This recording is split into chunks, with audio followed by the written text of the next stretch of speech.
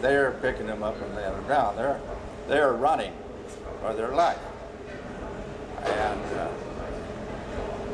I immediately know that they're running from a building, and that building that we were lined up to hit it. And I didn't bother to just say yellow jack or anything else. By instinct, and without much thought, I just booted the left rudder full in, which caused the airplane to slew around to the left. And I could also see out the window now we're about to touch down on the ground. Of course, now we're flying almost sideways. When we touched down, it snapped the landing gear right off. Snapped right off because the landing gear is not designed to take pressure from that direction. Straight ahead, fine, but not sideways. And of course, that lowered the airplane on the belly.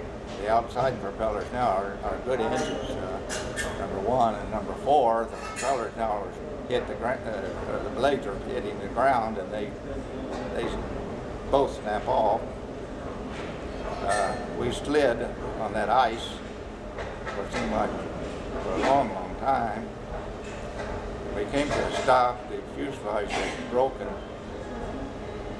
to some degree right behind the cockpit, and made the side window openings on both sides of the airplane larger, and I just pushed on the window and it fell out because the frame was bigger than it had been normally. And I went out the window. Jack went out the left window. I ran around the right side of the airplane and yelled into the waist window. I looked. There's no one there, no answer. Going around the tail of the airplane, and there on the rest of the crew was already all out, and they were standing over there on the road. We had missed the control tower, and it turned out to be C, 448 long, 900 feet or so. We were lined up to hit the control tower. Very nice control tower now that it's restored. Okay. Nobody has a scratch, and we're all okay. And an ambulance came by in a few minutes. We loaded it into the ambulance and took us to the base hospital. The doctor wanted to look us over, see if anyone did have any injuries, and nobody did. Somebody brought out a bottle of whiskey, and so for medicinal purposes, of course. Even though it's now around 10 in the morning, we drank it all up. And in due time, later that day, a truck came from our base in Windley, and we went home. That was the end of a very bad day for the Clark crew. But it could have turned out very, very much worse. That's amazing. We were, I guess I could say, our luck held when we ripped up there. Now, there's a very interesting and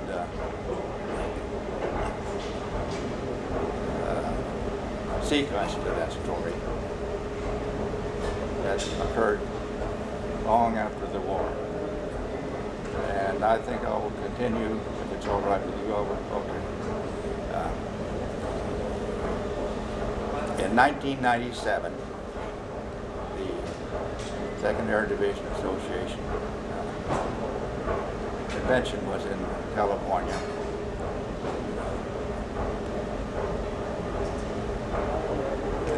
Can't think of the name of the little town there. And anyway, south of Los Angeles.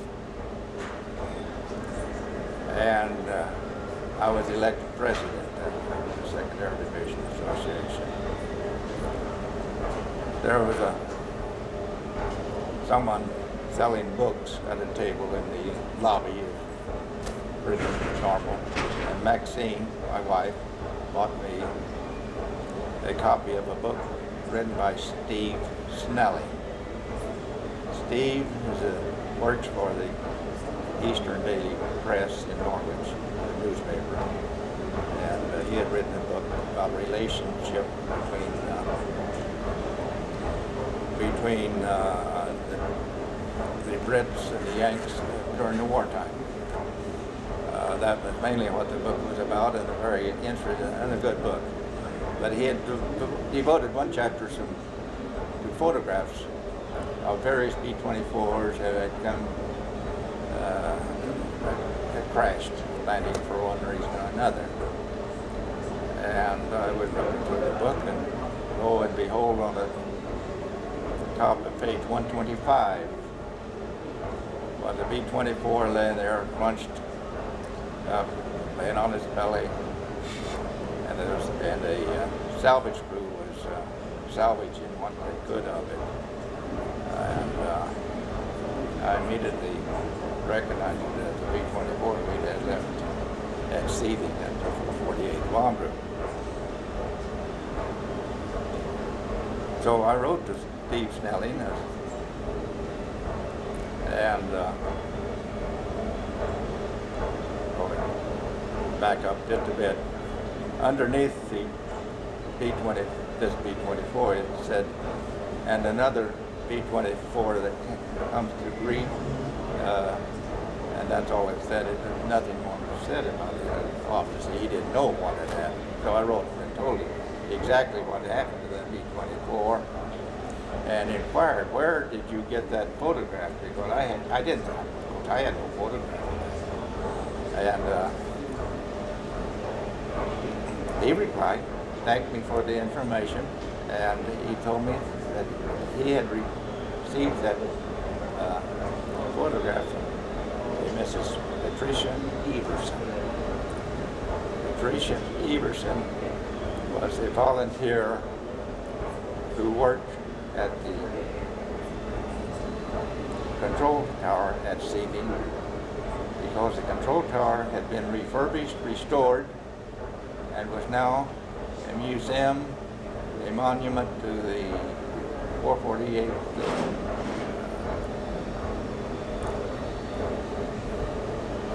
people who had died on missions there, and it was restored as that was the memorial there, and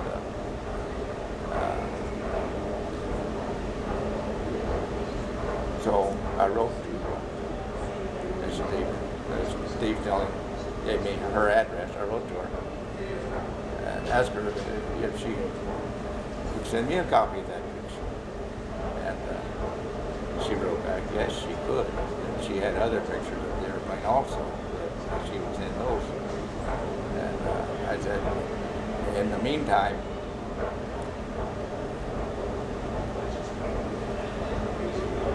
by this time it's about June, I guess, of 1997, sometime after the convention. Anyway, along about that time, I had received an invitation from Ted Inman, the director at the Duxford Museum. The American museum there had been completed and was going to be, dedication ceremonies were going to be August 1st of 1997. Queen Elizabeth will be there, some of her sons, Prince Philip, and other dignitaries. And he asked me to attend. So I jumped at the chance to do that. And also I wrote back to Mrs. Everson, don't bother to send me the pictures. I'll see you at the control tower after the ceremonies at Duxford. And so we did. We went to England. We stayed in a hotel in Cambridge. We went to the ceremonies on August 1st at the new American Museum, and it was fantastic. It was a event of a lifetime by itself. the Queen was there. And I had a handshake with Prince Philip. And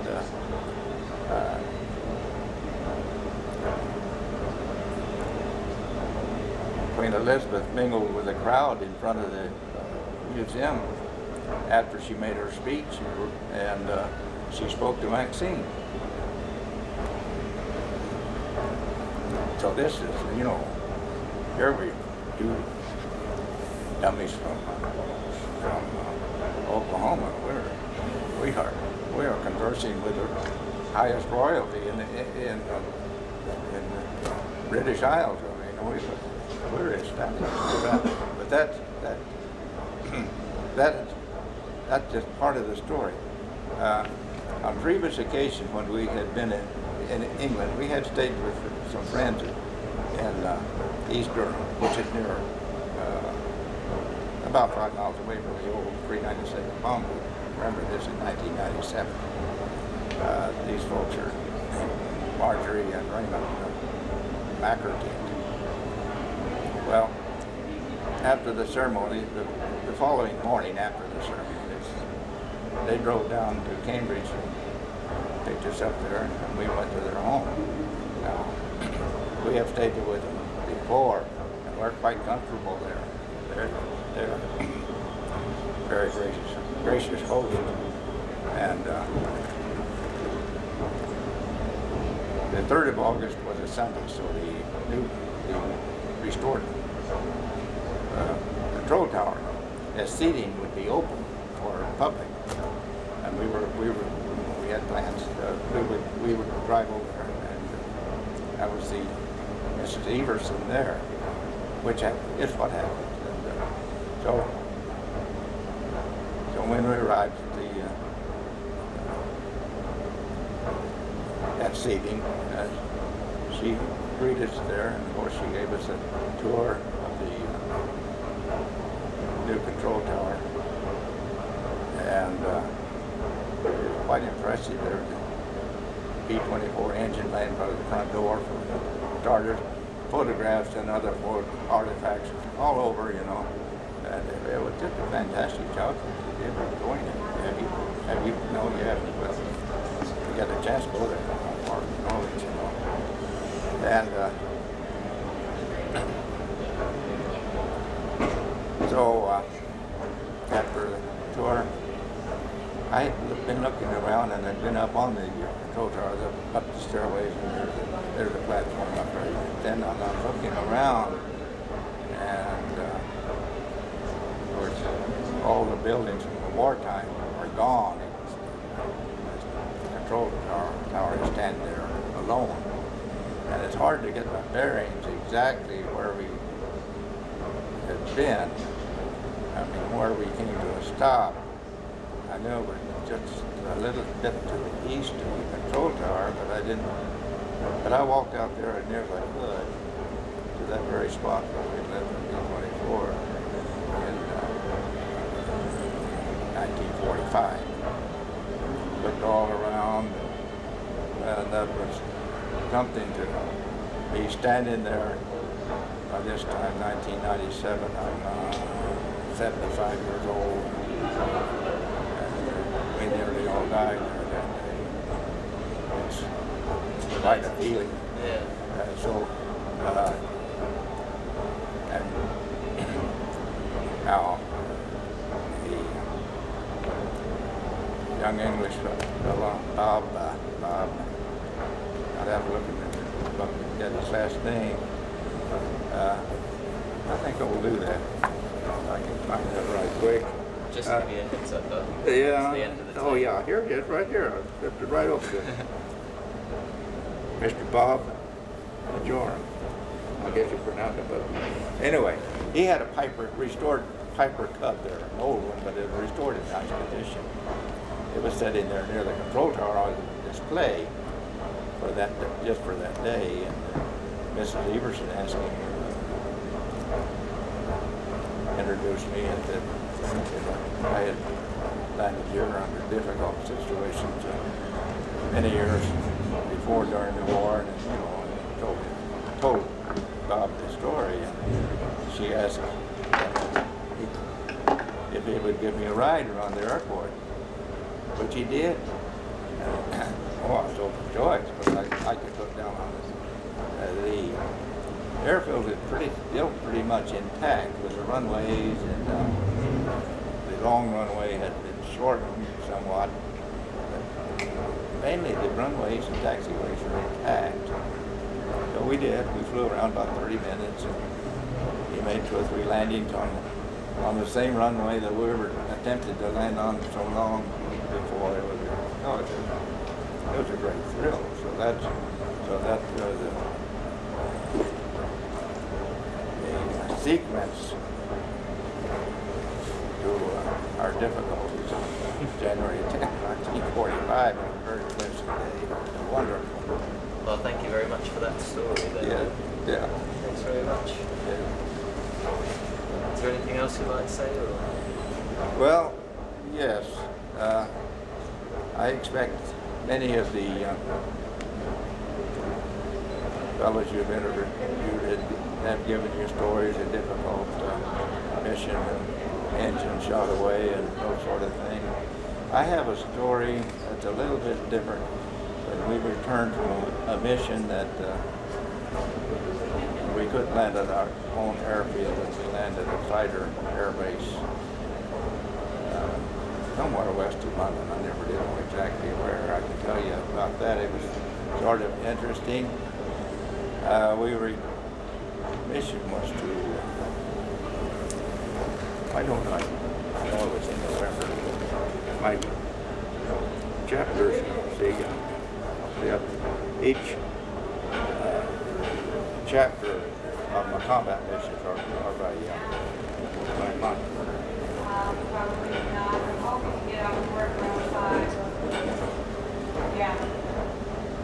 Okay.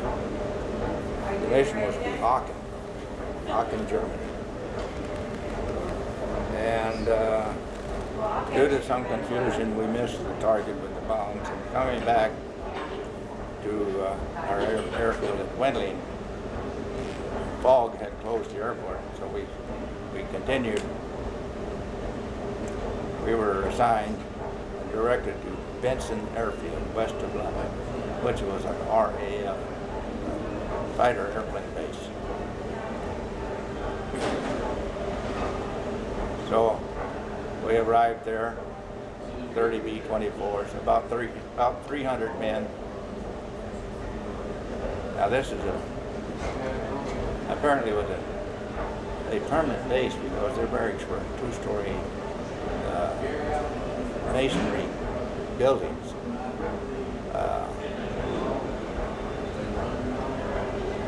So one way or another, they found rooms for all of us. And I don't know how I lucked up. I had a nice little room all to myself. The bed with sheets on it. I didn't have sheets in my bed. That was just wonderful. So after we got it all, everyone was situated and in quarters for the night. The next thing was to go to the mess hall for the evening meal. Well, we all gathered there. The enlisted men go to their enlisted men mess, and we go to the officers' mess.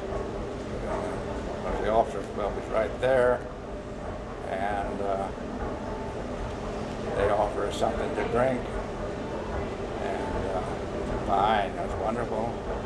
And all these guys are British Spitfire pilots, and we have some drinks, and we're telling our stories, and they're telling their story.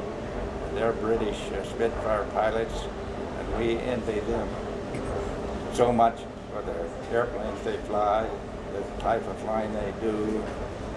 They are somewhat in awe of our big old clumsy B-24s, and as the party progresses through the night, we pretty much clean up all their scotch and gin and beer and whatever else around there that was drinkable.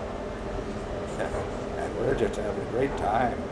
Anyway, when the booze is all gone, we all wobble off to bed and go to sleep.